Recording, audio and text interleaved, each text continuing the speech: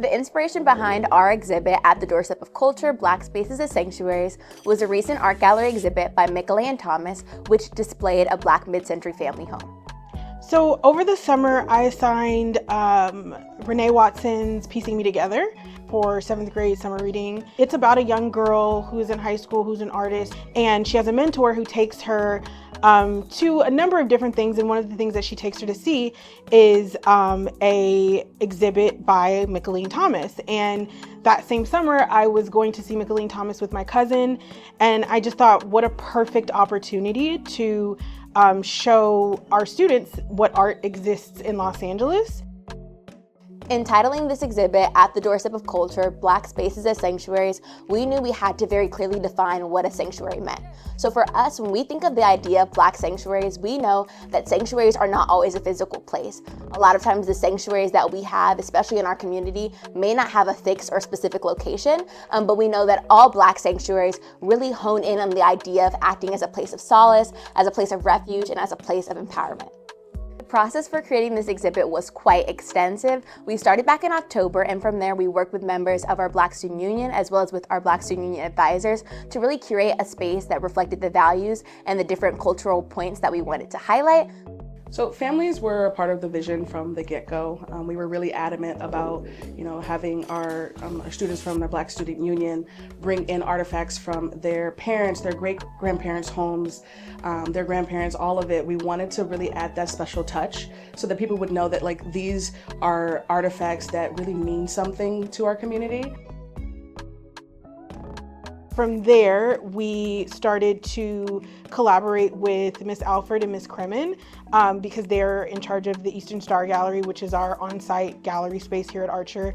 And collaborating with them was really about how do we make this actually come to life.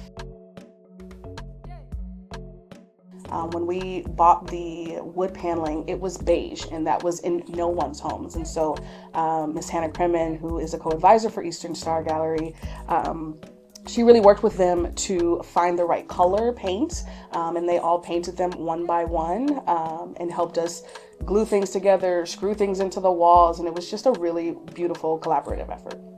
Something that we thought was very important to highlight in our exhibit was that this home is supposed to be symbolic of every Black family and not just one singular Black family. So that's why we have various trinkets and various items that, signify something that would be in the average everyday Black family household in the 50s to 70s. We also wanted this exhibit to look lived in, so that's why we have a church hat, to represent going to church and as if the Black family that's living here has just come home from Sunday service. We also wanted to highlight, something that would be very reoccurrent in Black family homes, which is Jet magazine. As you can see, Jet magazine not only depicts Black icons and figureheads, but also everyday people, which we thought was very important to highlight. The Jet magazines is something that I really, really love. This collection of Jet magazines is actually from my parents' garage. You can even still see the address from my great aunt. This was my grandfather's sister. She had these magazines delivered to her house weekly. My grandmother, she would go to the store every week to buy that week's issue of Jet. And what I love about Jet magazine, that this Black-owned magazine was just always they always had their fingerprint on the culture. It was just a really, really cool experience to be able to turn this into wallpaper. I didn't even know that was possible. So for this portion of our exhibit, we really wanted to highlight artistic contributions and the role that music plays in a lot of Black family homes. So in this part of our display, we wanted to just show a lot of different artistic genres. So starting up here, we were able to show gospel as a genre and to highlight Mahalia Jackson, who is one of the most renowned gospel singers of this era. But we also were able to showcase other artists like the Isley Brothers and Stevie Wonder, who would have really been pivotal in the 1970s. Of course, we couldn't leave out figures like Aretha Franklin and James Brown, who were so important in terms of soul and the creation of that specific genre. So moving on to the salon part of our exhibit, we wanted to capture another Black sanctuary, which is a Black hair salon. So to really embody what a Black hair salon would look like in the 50s to 70s, we filled it with items such as this hair dryer and hot combs, and the hair dryer was actually sourced from our advisor's barber's grandmother. So it really is true to the era. And then we also have this swivel chair, which is also true to the era, which our advisor also helped us procure.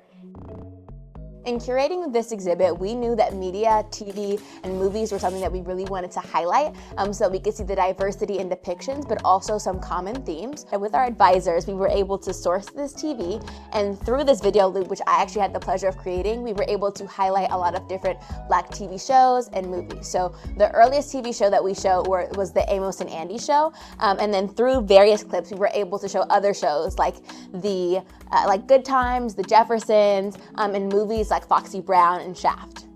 When we're talking about sanctuaries, we do mean spaces that are abstract as well. So we felt that it was important to really, evoke that feeling of nostalgia.